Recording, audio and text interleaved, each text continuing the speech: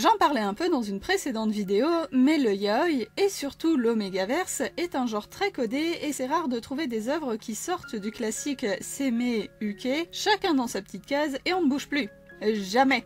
Même si l'histoire tente de faire des feintes qui laisseraient penser que les rôles vont s'inverser, l'idée est quasi toujours étouffée dans l'œuf et j'en suis la première déçue. Alors, quand un beau matin de 2019, je tombe sur un watch-on de Natsushita Fuyue à la couverture attrayante me promettant une histoire entre deux alphas, deux dominants, sur le site de Boys Love IDP, je n'ai pas réfléchi et j'ai foncé. Ai-je enfin trouvé la perle rare, le switch tant attendu, des personnages qui, contre toute attente, endossent les deux rôles sans complexe? On va voir ça.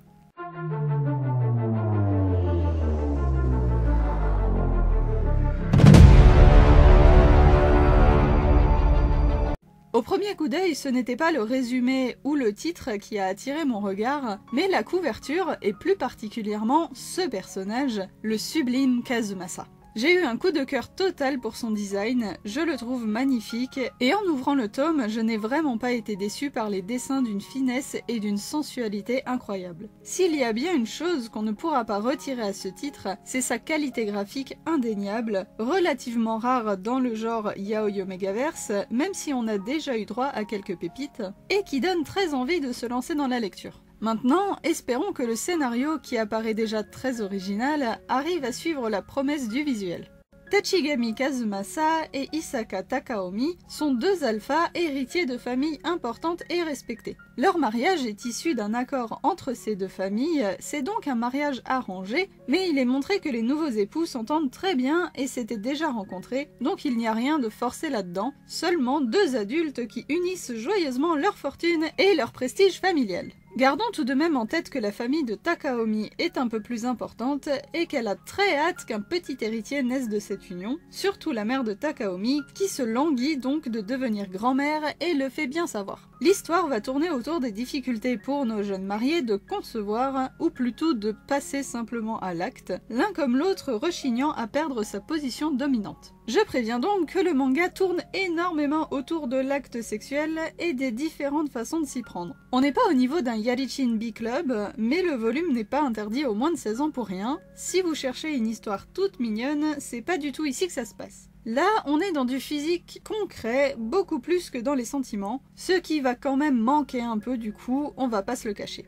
Pour en revenir au problème de Kazumasa, ce brave garçon a une forte préférence pour les femmes et n'arrive donc pas à se motiver quand il est au lit avec son charmant mari, qui lui-même n'a pas spécialement envie de se retrouver en dessous de toute façon. Bref, ils sont pas sortis de l'auberge, et même si cette pression pour avoir un enfant est montrée de façon humoristique, je trouve que ça relève d'un problème de société important. Chacun devrait être libre d'avoir ou non une progéniture, sans être poussé par leurs proches, c'est vraiment une sale manie qu'il faudrait faire disparaître. Mais passons, puisqu'ici ce n'est qu'un prétexte pour voir de beaux jeunes hommes se faire des papouilles. Pour régler son problème, Kazumasa décide d'acheter des livres sur le sujet qui l'intéresse, et j'ai bien aimé l'élargissement à l'univers bien implanté de l'Omegaverse, avec le livre qui parle des différents couples possibles, montrant que toutes les sexualités sont parfaitement ancrées dans le quotidien, sans complexe, et ça, c'est cool. À quand la même chose dans la vraie vie ?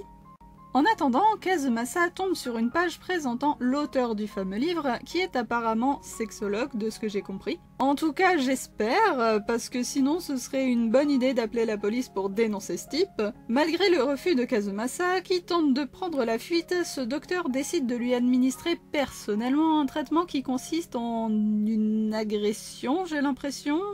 Sur quoi je suis encore tombée, moi, sérieux ?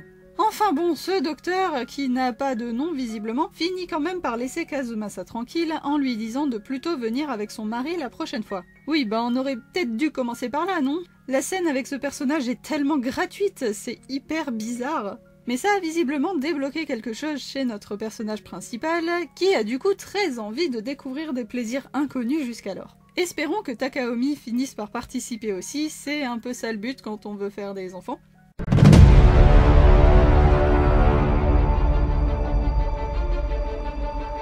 Kazumasa se met donc à faire quelques tests non concluants sur lui-même. D'ailleurs, c'est très réaliste comme situation, ça montre que ce qu'on peut imaginer ne va pas forcément correspondre à la réalité, et ça m'a bien fait rire sur le moment. Ce qui est moins drôle, c'est qu'il retourne chez Dr Chelou là pour lui faire part de ses découvertes et demander d'autres conseils. Et là, ça part complètement en vrille. J'ai pas super envie de décrire tout ça, mais il y a une grosse impression de se retrouver sur le plateau d'un film coquin. Kazumasa regarde un couple en action, et à côté il y a Dr Chelou qui les encourage tel un coach sportif. Bref, c'était gênant et j'avais pas envie de lire ça du tout.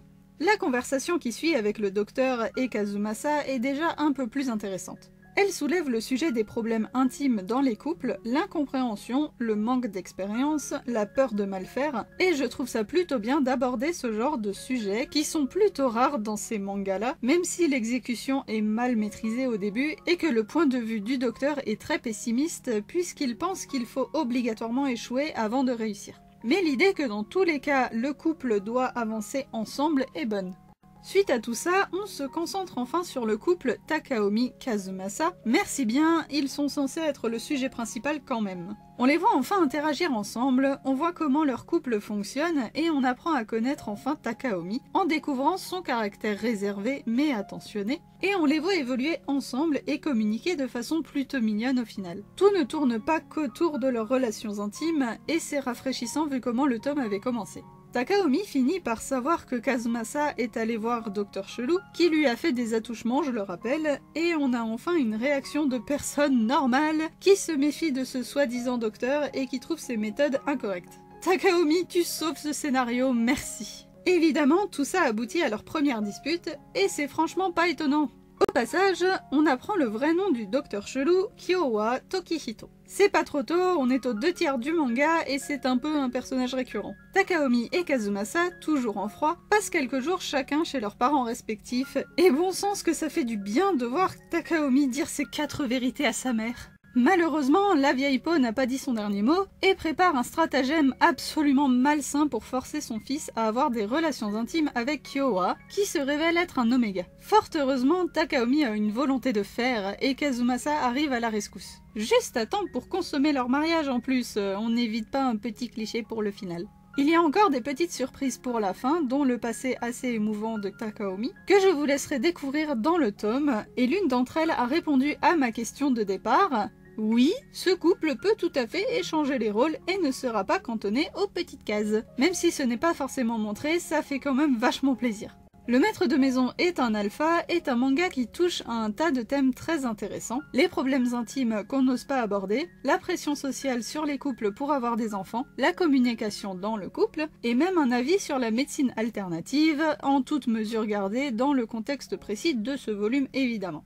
Honnêtement, j'ai adoré Takaomi, autant son caractère que ses réactions tout le long de l'histoire, alors que j'avais pourtant flashé sur Kazumasa à la base, comme quoi la première impression. Par contre, je n'ai pas du tout apprécié les parties avec le Dr Kyowa, non pas à cause du personnage en lui-même qui peut être super intéressant je pense en étant plus approfondi, mais à cause de ses méthodes clairement controversées qui se confrontent à la naïveté de Kazumasa, qui accepte tout et n'importe quoi sans réfléchir. Ça a donné de sacrés moments de malaise et je ne sais pas vraiment si c'était voulu ou pas par l'auteur. Pour résumer, il faut être bien accroché pour appréhender cette œuvre, mais la morale et la conclusion sont complètement bénéfiques, prônant la communication, l'entraide et les compromis qui conviennent tout à fait à des couples sains. Si vous aimez les personnages et les scènes sexy, l'univers de l'Omégaverse franchement original et innovant pour une fois, puisqu'on sort du classique couple alpha-oméga, et que vous pouvez passer outre quelques scènes un peu étranges, c'est une lecture que je vous conseille.